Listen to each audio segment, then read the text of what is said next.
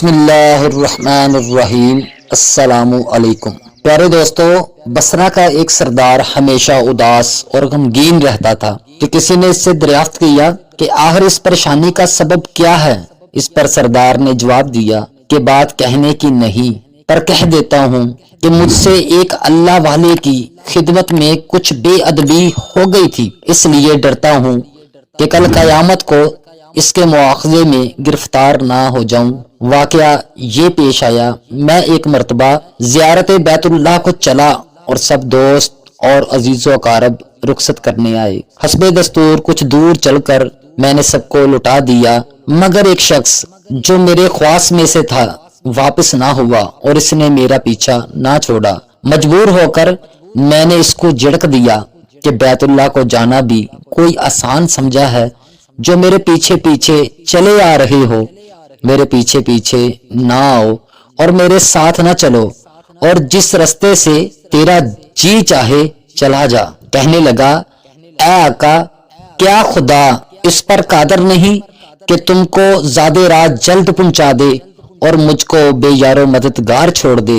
ये कहकर इसने अपनी राह ली और मैं अपने रास्ते से चलता बना। रास्ते में फिर कहीं वो मुझको नजर न आया। वल्लाह आलम कहाँ पोशीदा हो गया। जब अल्लाह ज़वजल के फजल से मनास के हज से फारिग होकर मैं मदीना तैयबा को चला तो क्या देखता हूँ कि जैद आ गया और सलाम कहकर मेरे पास बैठ गया। मैंने हैरत से पूछा कि हज कराया है? कहा, हाँ आका। फिर मैंने तंजन कहा, हज की सनद भी मिली? तो कहने लगा, कैसी सनद, वो किस काम आती है? मैंने कहा, हज करने वाले को बैतुल्लाह में गैब से चिट्ठी आती है जिसमें लिखा होता है फलां बिन फलां हज को आया था और इसका हज कबूल हो गया। फिर इस सन्नत के जरिए कब्र और हशर के अजाब से निजात मिल जाती है। ये सुनकर ज़ैद रोता चलाता बैतुल्लाह को वापस चला गया। जब मैं हजूर अक़दस सल्लल्लाहु अलैहि वसल्लम की ज़ियारत से फारिग होकर लौटा तो क्या देखता हूँ कि ज़ैद फिर आ गया और फिर सलाम के बाद एक चिट्ठी इसके हाथ में थी जो एक नहायत उम्दा रेशमी कपड़े में लपेटी हुई थी, जिसमें ज़ैद के बारे में अज़ाबे कब्र और हशर से नजात के लिए लिखा हुआ था। ये देखकर मेरे होश उड़ गए। फिर जरा सुकून होने पर मैंने मालूम किया कि ज़ैद, बता तो इसकी हकीकत क्या है, आखिर ये मामला तेरे साथ कैसे पेश आया? तब उसने बताया कि सुनो भाईजान, जब मैं बैतुल्लाह पहुंचा तो काबा हाजियों से बिल्कुल खाली था। इस वक्त मैंने गिड़गड़ा कर ज़ारो कतार रोना और चिल्लाना शुरू कर दिया कि ऐ मालिक व मौला, ऐ दो जहां के मालिक, क्या गरीब गुनहगारों का हज भी काबिल कबूल नहीं जो मुझको हज की सन्नद नहीं मिली? क्या गरीबों का काबा और साहबे काबा और है जो वहां से जाकर सन्नद लाऊं?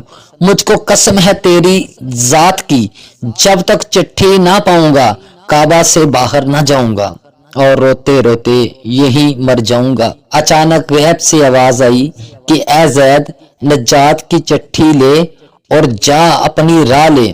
फिर ये चिट्ठी मेरे हाथ में आ गई। इसको लेकर मैं चला आया।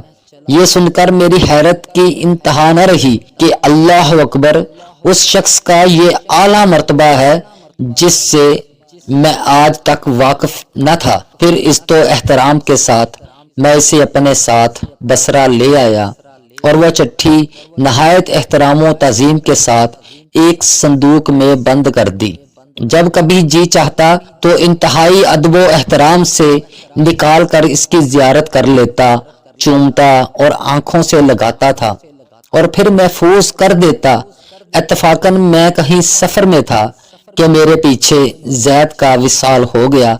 जब मैं वापस आया तो इस खबर से मेरे रंजो कलक की इंतहा न रही कि अफसोस मैं ऐसे वली की तदफीन में शामिल ना हो सका।